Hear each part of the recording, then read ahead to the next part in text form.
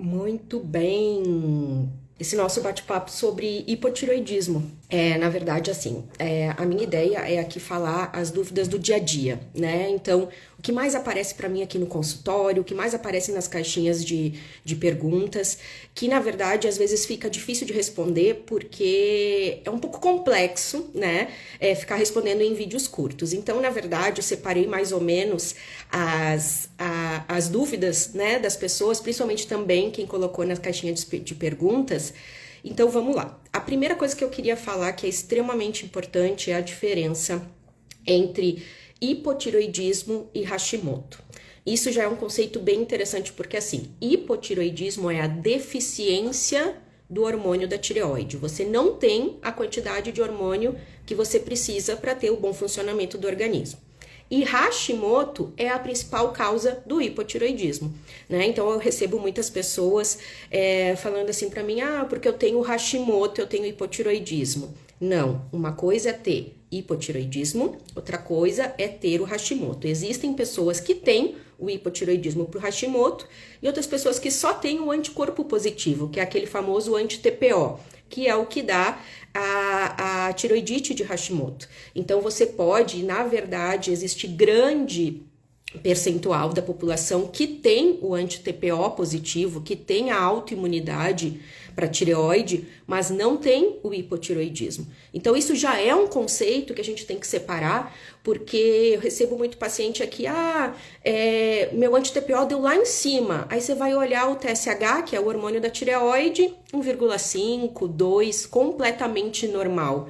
Aí a pessoa fala, mas eu tenho sintomas, mas eu sinto esse cansaço, essa indisposição. O que pode ser?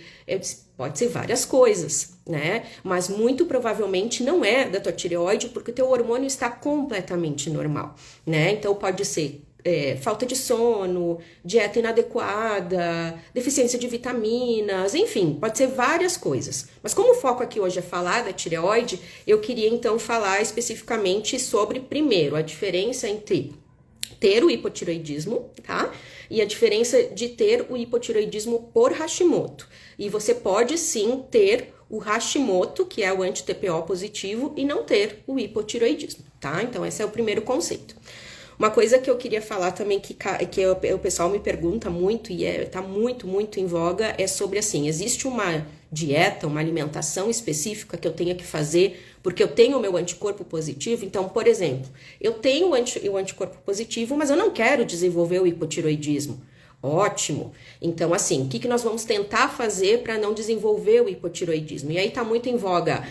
Corta glúten, corta lactose, corta as coisas que são inflamatórias para diminuir esse teu anti-TPO e você não desenvolver o hipotireoidismo. Então, veja, qual é a dieta que realmente tem evidência científica, o que eu tenho que fazer que realmente tem evidência científica que vai fazer com que talvez você consiga evitar de ter o hipotireoidismo. É a questão dos vegetais crucíferos. Veja, se você come em grande quantidade, tá?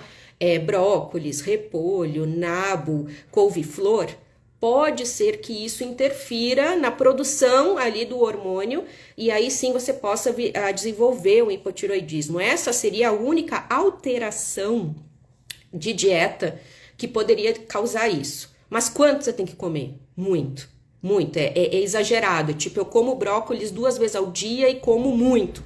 Eu como nabo com brócolis, com repolho e eu tenho anti-TPO positivo. Bom, aí talvez possa ser que isso tenha interferente. E aí o pessoal fala, mas dieta anti-inflamatória.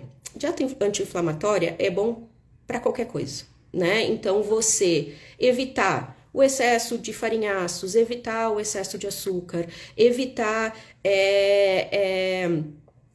industrializados, que cuidar disso, ter uma dieta assim mais focada em grãos, em alimentos in natura. Isso é uma dieta anti-inflamatória. Isso vai fazer bem para o teu hipotireoidismo ou para você não desenvolver hipotireoidismo e vai fazer bem para toda a tua saúde, entende? Então, assim, é muito importante falar que não existe uma dieta específica para quem tem hipotireoidismo, não é para ficar cortando glúten e lactose, tá? Porque isso não tem evidência científica que vá comprovar que você vai deixar de desenvolver um hipotireoidismo ou vai melhorar o controle do teu hipotireoidismo porque você está fazendo essa dieta. Às vezes é muito difícil de manter isso, né? E a gente tem que cuidar e fazer uma reeducação alimentar. Para poder ter uma alimentação mais saudável para tudo, não só especificamente para tireoide, tá? Mas assim, existem alguns alimentos que ajudam. Um exemplo, castanha do Pará. Castanha do Pará é rica em selênio e selênio sim é um cofator importante para tireoide. Então comer, adicionar na tua dieta castanha do Pará pode ser interessante? Sem dúvida, pode ser interessante. Então a gente pode colocar a castanha do Pará como uma coisa que seria importante e boa para dieta, para dieta da pessoa que tem, né, problema de tireoide ou não quer vir a desenvolver. Uma coisa assim muito, muito importante que eu quero falar e que, na verdade, essa semana mesmo veio aqui no consultório é sobre o iodo, que tá dentro desse esquema aí que a gente fala de dieta para tireoide. Gente, qual é o problema? Excesso de iodo dá hipotireoidismo e falta de iodo também dá. E aí é aí que começa a guerra, né? Então, assim, eu vou dar Lugol, eu vou dar... Porque o pessoal tá dando muito, né? Iodeto de potássio, Lugol, para melhorar a saúde da tua tireoide. Mas, assim, o Brasil é um país que é iodo suficiente. Nós não temos deficiência de iodo no nosso país, certo? É obrigatório, por lei, há anos, que o nosso sal de cozinha seja iodado. Certo? Então, assim, nós não somos um país que é iodo deficiente. Então, se a gente fizer reposição de iodo em excesso, a tendência é que você, pasmem, desenvolva hipotireoidismo, né? Então, assim, quando a gente fala que a deficiência de iodo causa hipotireoidismo, são pessoas que realmente não têm iodo como uma forma contínua da alimentação. Como o sal aqui no Brasil é iodado e todo mundo come sal, mesmo que indiretamente, não diretamente, é importante demais que a gente entenda que usar Lugol, usar iodo não é necessário para controle de tireoide, pode até muito piorar, né? Então, assim, exemplos, né? Dá um exemplo de, além do iodo, existe medicamentos, né? Tipo amiodarona, tipo lítio, que tem iodo na formulação.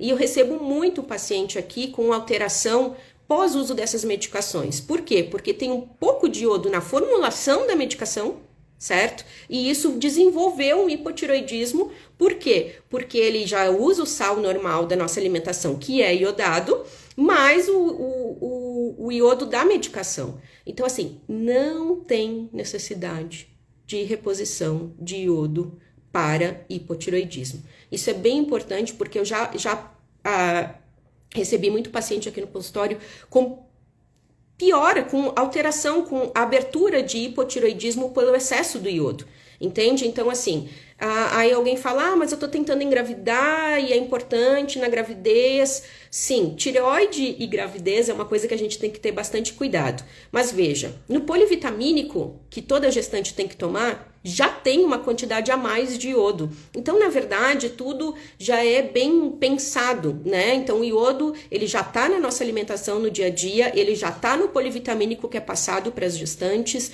Então, na verdade, não se deve usar iodo, tá? Na alimentação a mais, certo? Uma outra coisa que me perguntaram sobre o anti-TPO, e isso foi na caixinha de pergunta, eu acho importante eu colocar aqui, se eu tenho Hashimoto, se eu realmente tenho o anticorpo, né? Se eu posso doar sangue. Não pode. Na verdade, qualquer pessoa que tem doença autoimune não pode doar sangue.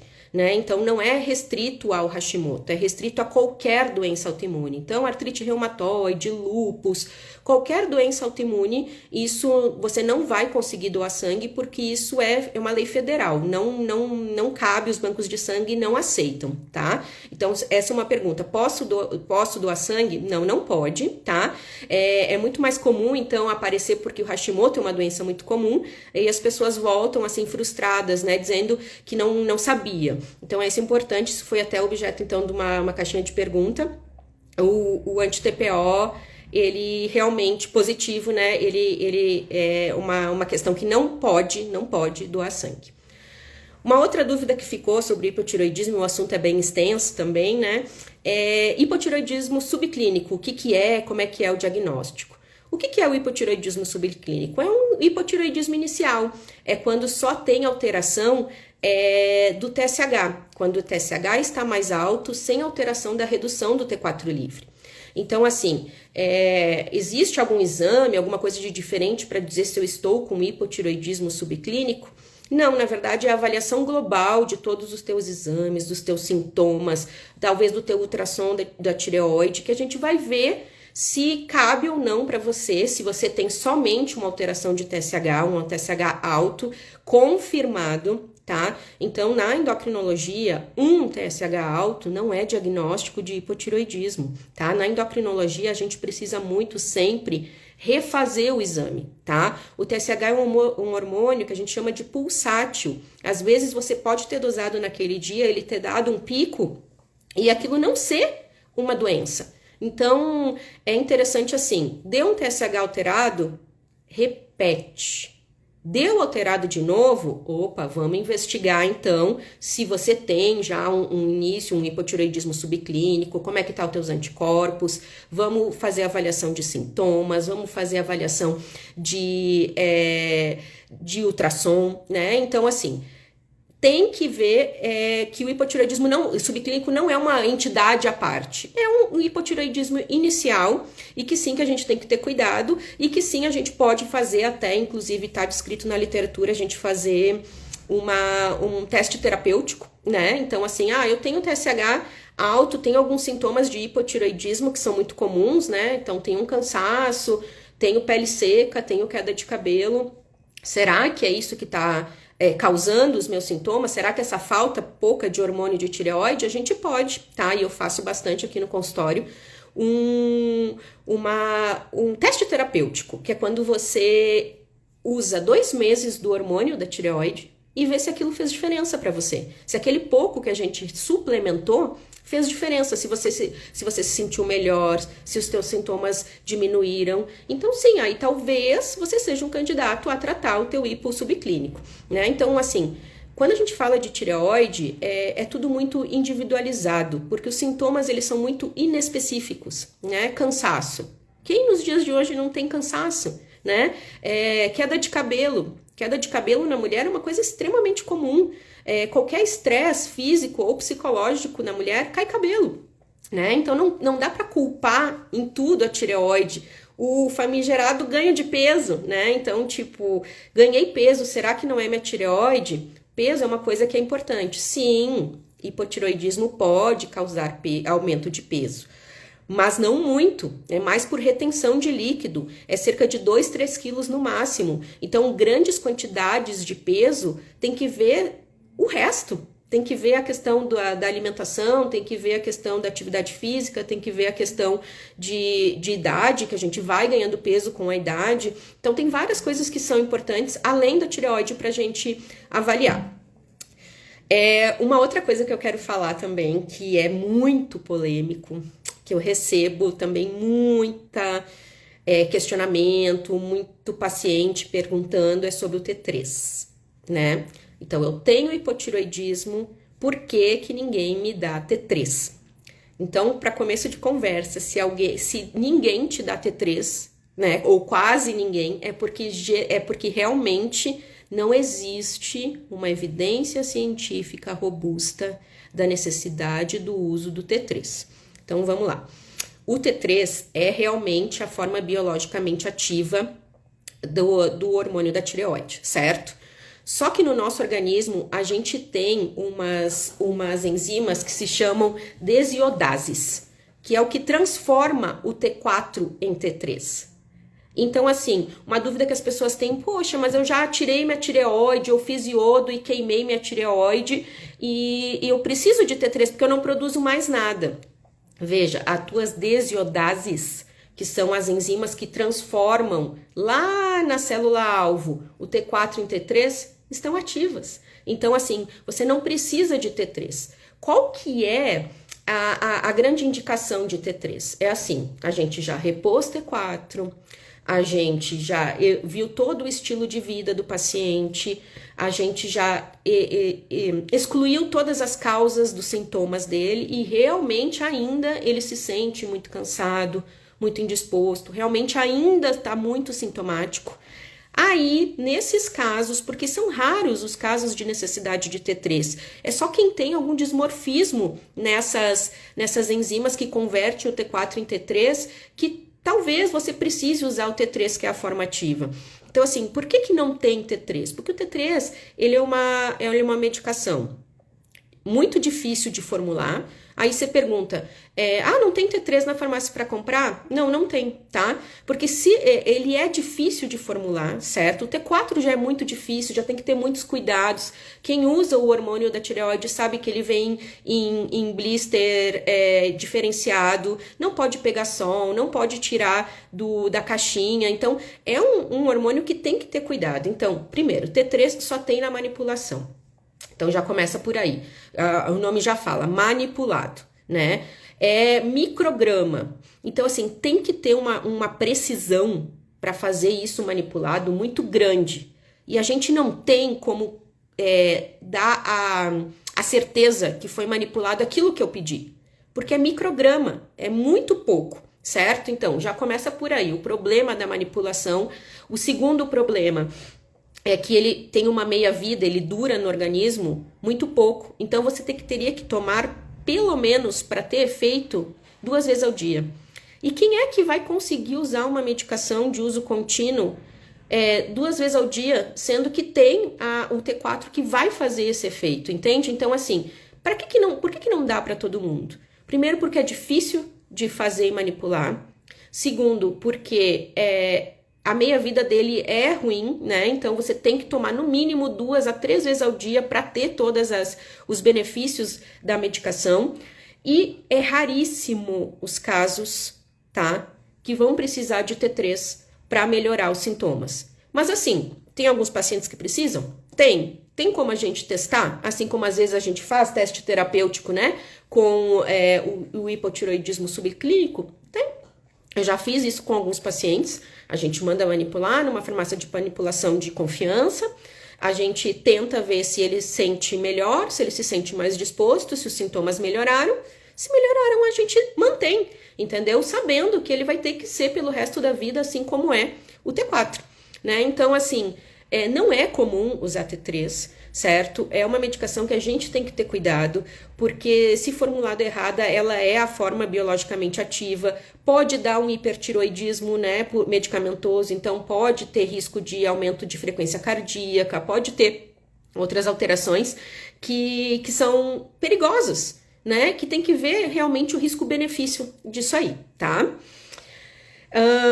Eu falei que ia ser só meia hora e vai ser só meia hora porque live grande é ruim, né? Então eu vou tentar dar a maior quantidade de informação possível, tá? Dentro de pouco tempo para a gente não ficar também se estendendo muito.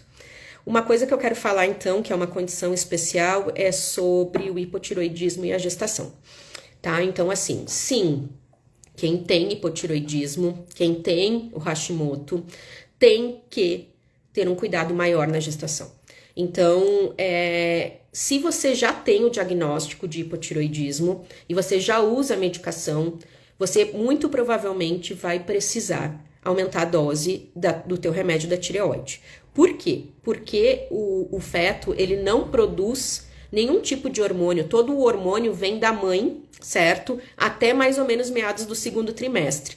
Então, assim, a gente precisa aumentar o aporte para poder ocorrer um bom desenvolvimento fetal, né? Até porque a gente sabe que é necessário hormônio de tireoide para a formação do sistema nervoso central do feto. Então, sim, gestantes vão precisar usar mais hormônio de tireoide, principalmente se já tem uma deficiência, né, desse hormônio. Então, assim, qual é o perigo de você engravidar, tanto com um hipotiroidismo descontrolado ou tendo um hipotiroidismo e nem sabia? Porque muitas mulheres, né, não fazem exames assim preventivos ou durante a vida e só vai fazer seu primeiro exame quando já tá gestante, entende? Então, assim, qual é o perigo? Existe realmente perigo descrito na literatura sobre gravidez em hipotiroidismo, tanto para o feto quanto para a mãe. Para o feto, como eu falei no primeiro trimestre, é a questão da formação do sistema nervoso central, malformações. Para a mãe é risco de aborto, né? E no final da gestação também risco de prematuridade, de descolamento de membranas. Então, assim, é importante, se você tem hipotiroidismo, que você realmente cuide, né? Que você procure o seu médico, de preferência, antes de engravidar, para a gente poder deixar o teu TSH mais dentro da meta que é necessária para a gestante, que é abaixo de 2,5. Então, assim, tudo na gestante, eu sempre falo isso para os meus pacientes, tudo na gestante é um pouco diferente, né? Os valores de referência, eles são um pouco mais baixos, tanto para glicose quanto para tireoide, então a gente precisa ter um controle melhor com a gestante.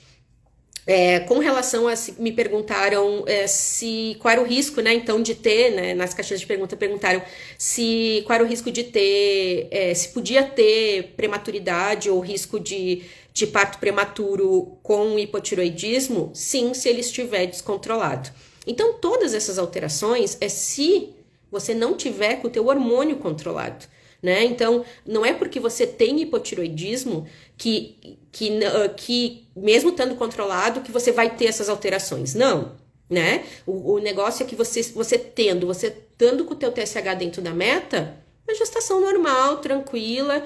A questão é, de preferência, procurar fazer um aconselhamento pré-gestacional para poder deixar o TSH tudo certinho, durante a gestação cuidar para deixar o TSH dentro da normalidade e evitar qualquer desfecho pior, certo? Mas não é porque você tem o hipotiroidismo que você vai ter um desfecho pior gestacional, é só se ele estiver descontrolado. Uma outra coisa que as pessoas perguntam é, quando você tem muito tempo, né, de um hipotiroidismo não tratado, você pode ter um bócio, que é aquele papo, né, que é aquele aumento da tireoide, né, e se a reposição do hormônio vai diminuir aquele bócio, né, então, coisas que são importantes a gente também falar de critério, que bócio é um aumento generalizado da tireoide, isso é o critério de bócio.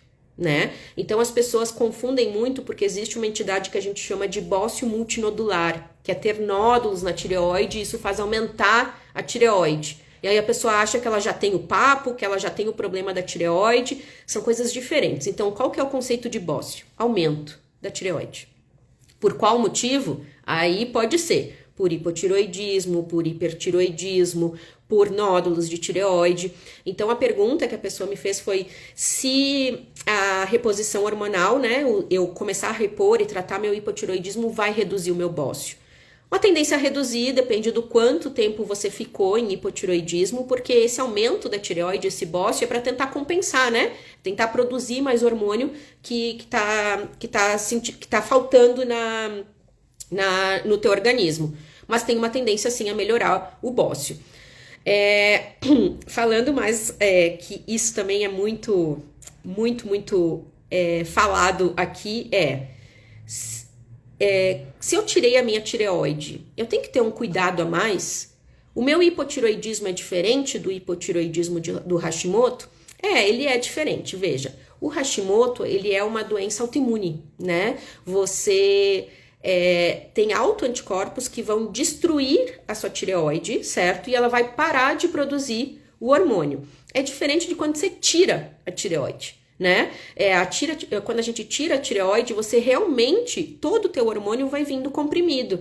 Então, você tem que ter um cuidado muito maior para tomar o comprimido em jejum, esperar meia hora para depois tomar o café, não tomar com nenhum outro remédio junto, tomar esse comprimido só com água, né? De preferência, se você usar algum antiácido ou alguma medicação com ferro ou cálcio, bem longe, de preferência 2 horas longe do remédio da tireoide, tá?